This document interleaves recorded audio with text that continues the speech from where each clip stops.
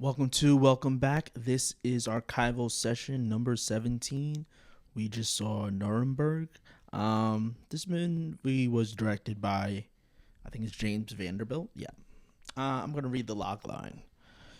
In post-war Germany, an American psychiatrist must determine whether Nazis prisoners are fit to go on trial for war crimes and finds himself in a complex battle of intellect and ethics with Hermann Göring, Hitler's right-hand man.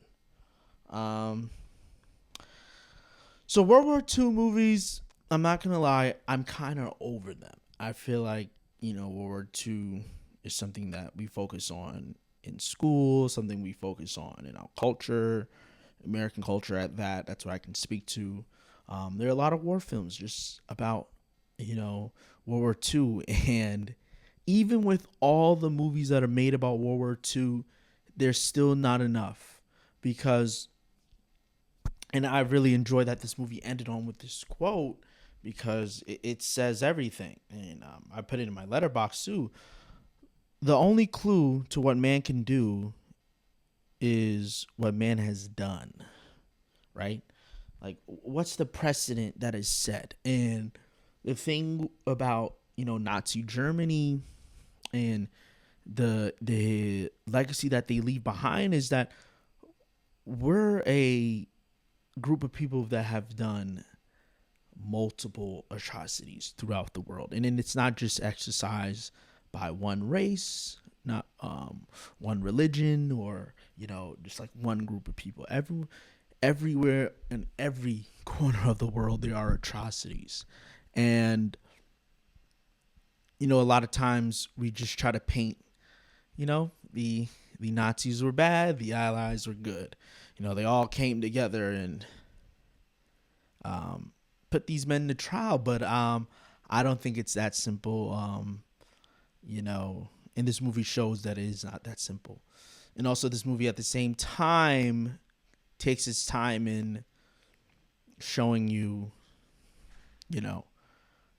not all who was complicit, but this is not just a simple cut and dry case. No performances really stood out. I mean, Russell Crowe's been being a fat, evil white man for a couple movies now.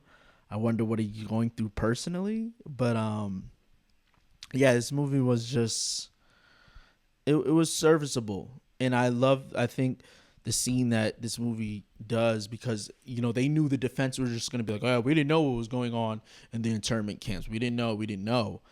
So they show the footage. There's no score. It's just like we're in that courtroom too, watching that footage, and that's what I'm saying. Like, even with all the movies about, the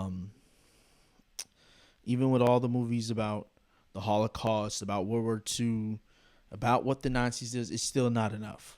There's still not enough said. Because all of these atrocities starts out as laws, and I think this movie kept hammering that point. It starts out as laws. So now, under the Trump administration, we're seeing how's ICE is being used, how's the National Guard being used. They all were fighting immigration. No, you're not. We know exactly what this is, and that's why anyone who's moderate or on the fence, it's not the time for that.